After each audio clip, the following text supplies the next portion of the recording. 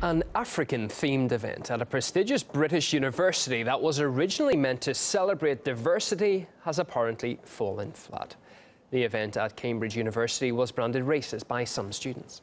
They criticised the invitation for using stereotypical phrases, and the menu did not go down well either. The African-themed dinner was accused of, quote, attempting to reduce an entire continent into 3 courses. Outrage also spread to social media, where some called the event a Lion King-themed dinner. The university was also accused of cultural appropriation. Universities in the UK have come under fire before for misrepresenting or stereotyping different cultures. And around the world, an 80 days themed party at Cambridge was cancelled over worries students might wear offensive costumes. In another case, a bronze cockerel was removed after students complained about its links to Britain's colonial past.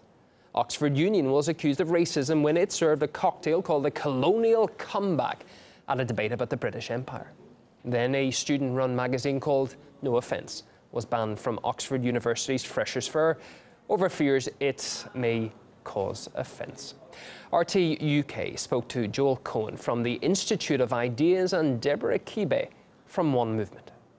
I think it's quite problematic when we get into a world where, in order to explore anything outside your own experience, you have to find someone you could call legitimately or authentically that thing to show it to you. Who is the legitimate or authentic African? I don't think to show you anything about African that hard. society. I don't think it's that hard. I think, you know, if you want to experience African food, these group of people, they could have had the dinner at an African restaurant. They didn't have to put it on at the university. There are loads, hundreds. Why should they have to? Who are you to say and dictate? I'm an African, and I'm going one to say person's interaction with a meal is the business of anyone else. I'm an African, so I would say is a claim to say that my experience, your experience, is more legitimate than anyone else's. But Joel, do you think what's happened though, in actually what happens, that this event has undermined the promotion of unity and diversity? But it's not about unity. It's about letting people take ownership and tell their own story. We are very capable. I'm an African. Yeah, there's no one else you can ask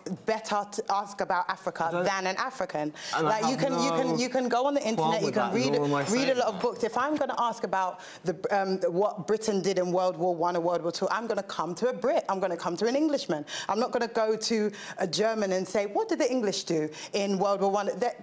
Who better to learn it from than the direct person? The appeal that happens here is an encouragement to say that we live in a society where we should be more sensitive. The article in question really was a claim to... But that was insensitive, wasn't it, more really? sensitive, and that's a way of closing down, I think, so you accept freedom and ability. You accept there was a misunderstanding of the cultures involved and it was actually insensitive? Well, I don't know what we mean by a misunderstanding. How does one accurately understand the quote-unquote culture of another? Cultures are not static. Cultures are not static, immovable objects. Cultures change. If you genuinely want to learn about someone's culture, there's no one better to go to than an authentic person. Like, for example, some people don't want to go to certain Indian restaurants if they aren't Indian cooks because you want the authentic taste. So their whole thing. But the people are to say that they are authentic enough to provide. Who are you to say specifically that someone's appetite for Chinese food or for Turkish food is in any way devalued by the fact that... Apart from the cuisine, the fact that you're celebrating African culture, don't you applaud the efforts that there was a That's fine. I'm saying the way in which it was done was wrong, because no one's saying that you don't have the freedom to go and explore and find out about different cultures. By all means, but let the people tell their story. Like I say, you are saying we should wait to find a gatekeeper of the culture don't wait.